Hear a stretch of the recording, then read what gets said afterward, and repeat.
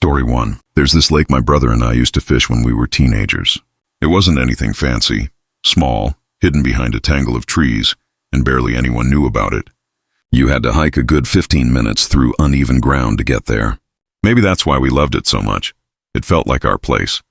We'd always bring live bait, usually worms or crickets, and we'd catch piles of bluegill before the night was over. It was peaceful. No cars, no noise, just crickets and water. Some of my favorite memories come from that spot. Now, most people like to fish early in the morning, right when the sun rises.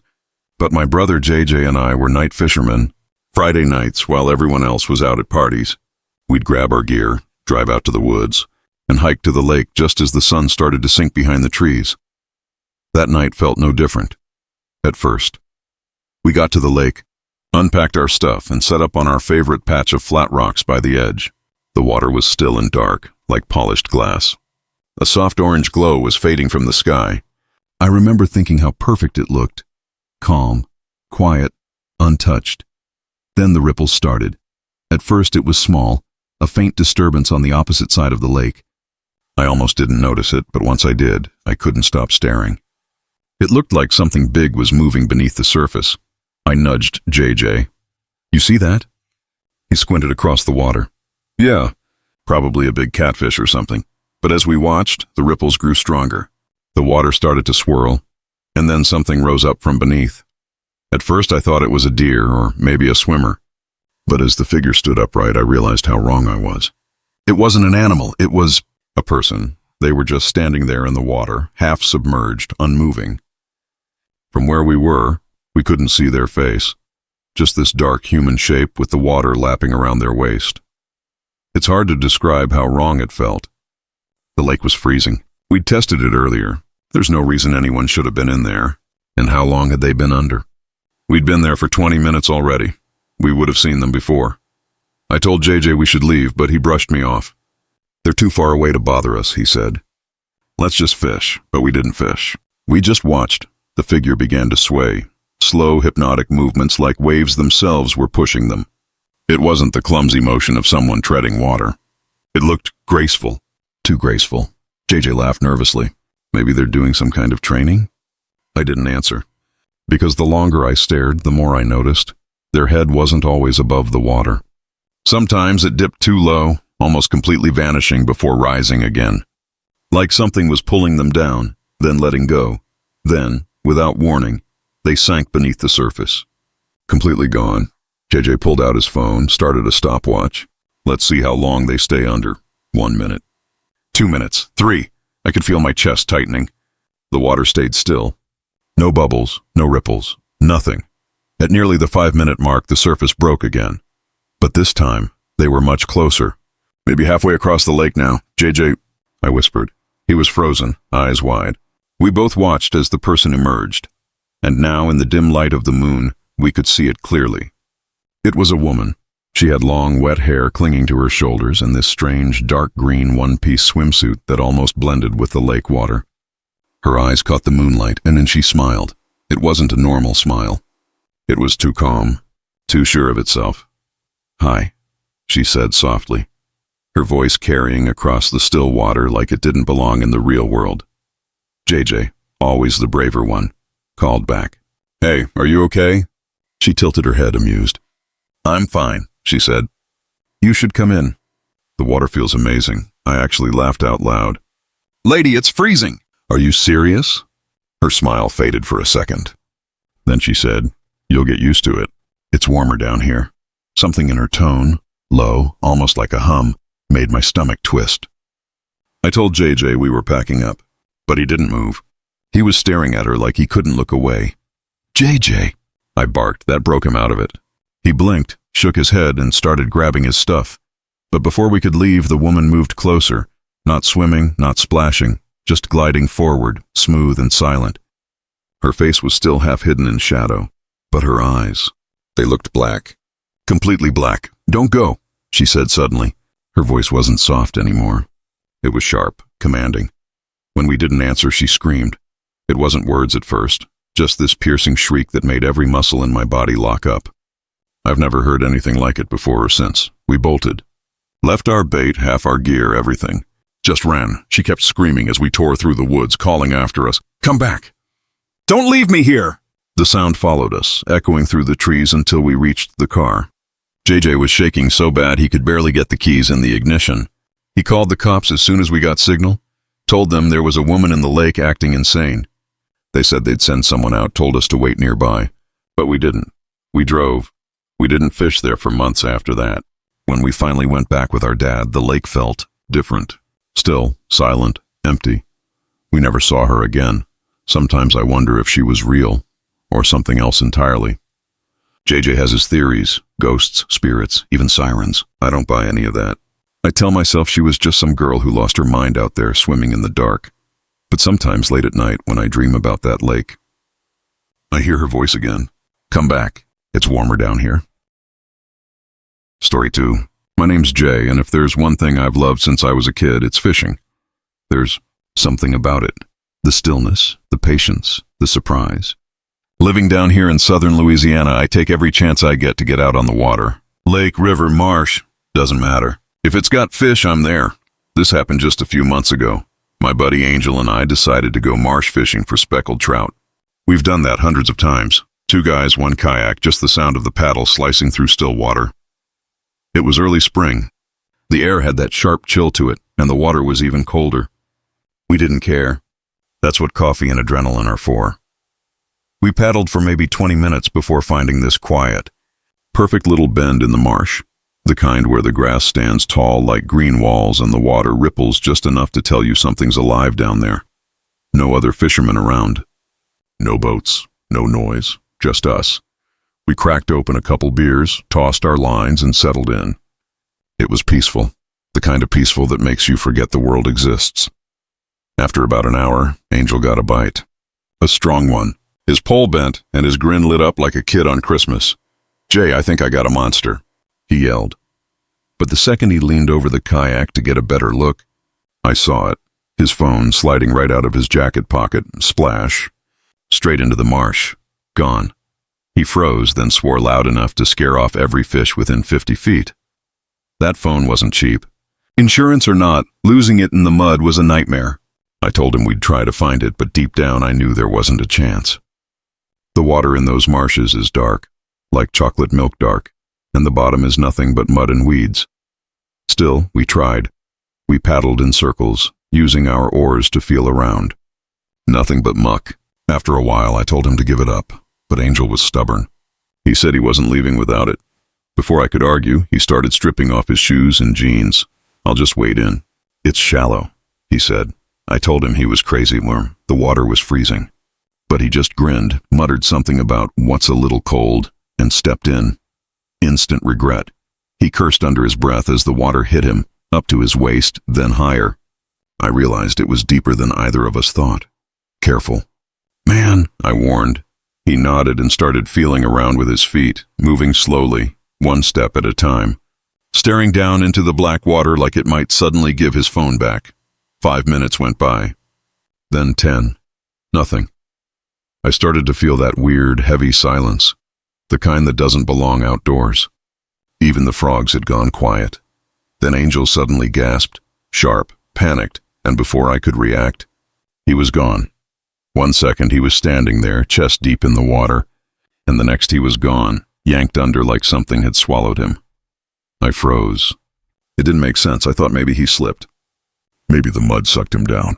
But seconds passed. 10, 15, no sign of him. I ripped off my jacket and was just about to jump in when he exploded up out of the water, covered in mud, eyes wide like he'd seen death. "Go!" he screamed. "Go, go, go!" He lunged for the kayak and I hauled him in. The second he was inside, I started paddling like my life depended on it. The water behind us was churning, not like waves, but like something was moving. Angel was shaking. Not from cold, from fear. I asked him what the hell happened. He was breathing hard, struggling to get the words out. He said something grabbed him. At first, I thought he meant an alligator. We've got plenty of those. But he shook his head. "It wasn't a gator," he said. "It wasn't a fish either." I asked him what it felt like. He said it wrapped around his ankle. Not like a hand, not like claws, but smooth and solid, like a thick rope. Except it moved. tightened, pulled. He said it tried to drag him deeper into the marsh. He kicked and thrashed until it finally let go. I tried to stay calm, told him it could have been a gar, a big catfish, maybe even a tangle of weeds, but he looked me dead in the eye and said, "No, Jay. Whatever that was." It knew I was there. We didn't speak much on the way back. Just paddled, fast. When we reached the launch, he was still shaking. I told him we could report it. But to who? "Hey, officer, the marsh grabbed my buddy's leg." We let it go. Or tried to. A few weeks later, Angel told me he'd been having nightmares. The same one every time.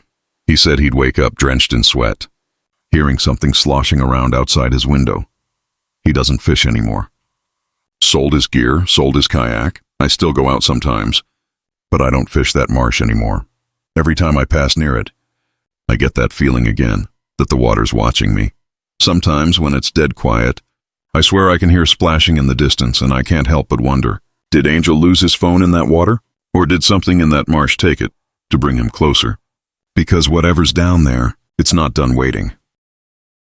Story 3. This happened a few months ago, and even now I catch myself replaying it in my head.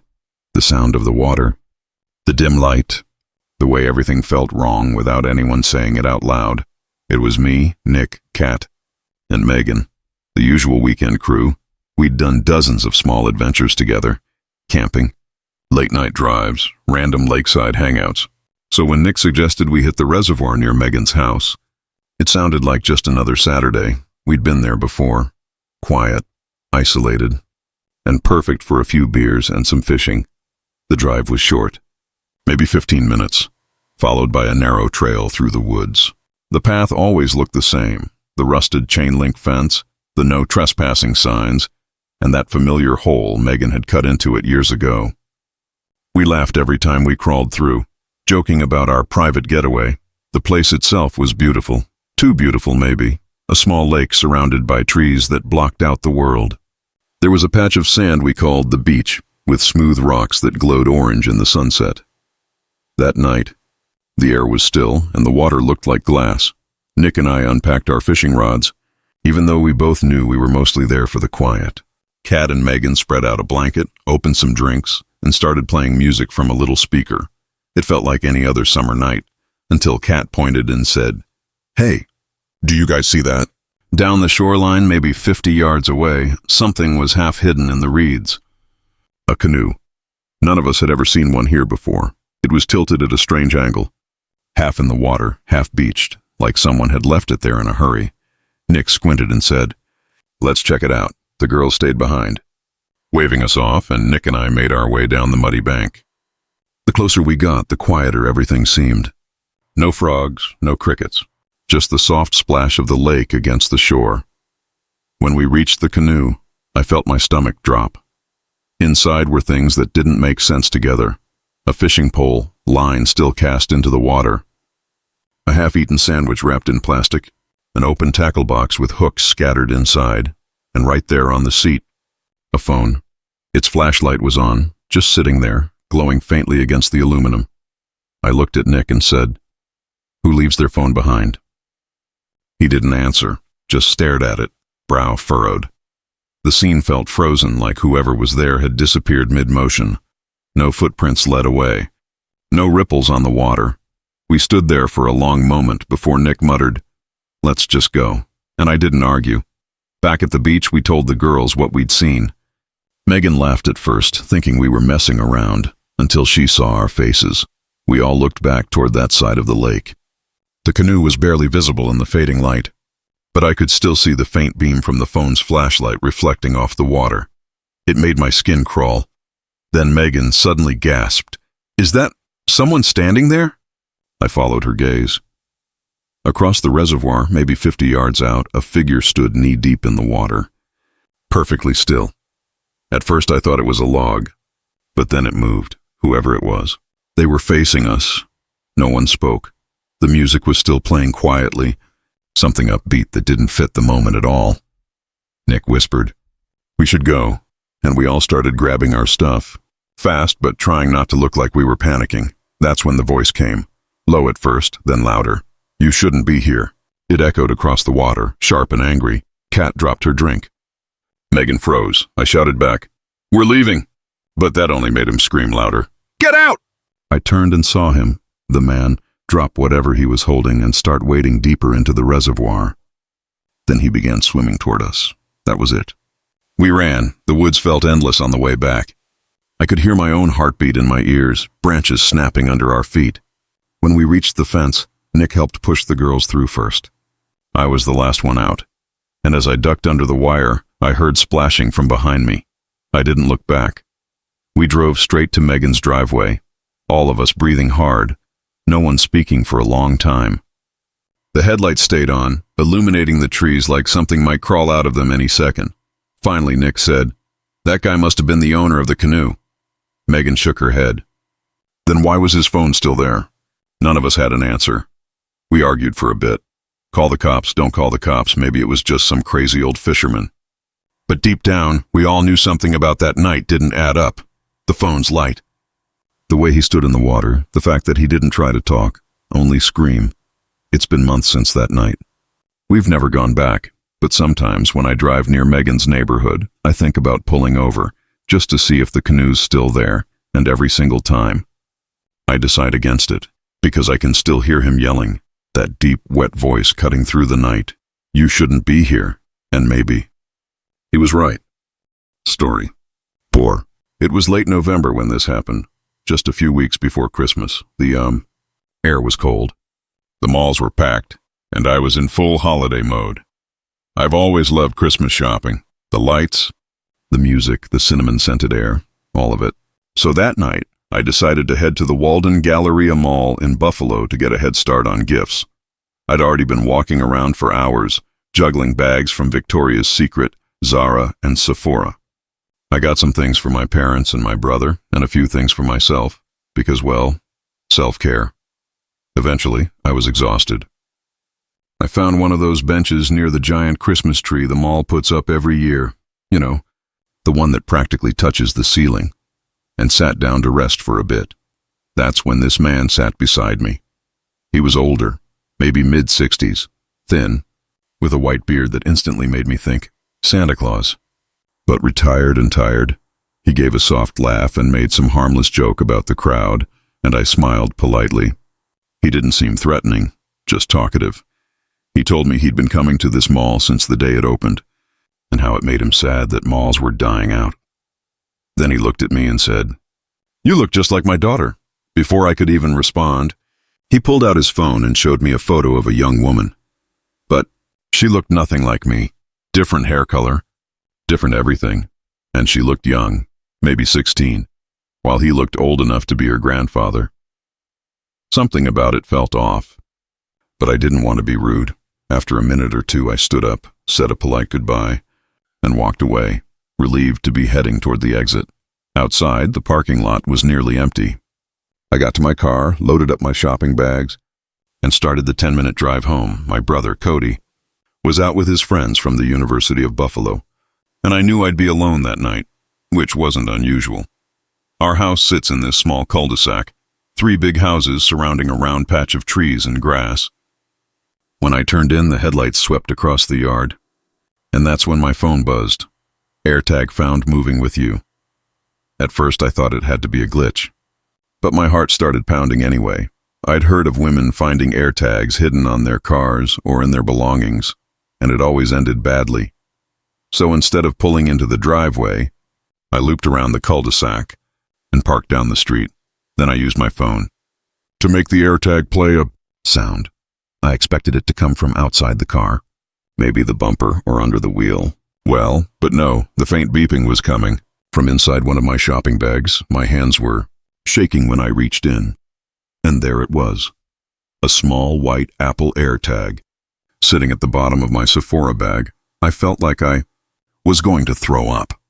Without thinking, I rolled down my window, chucked it into the bushes, and sped straight home. I ran inside, locked every door, and called Cody.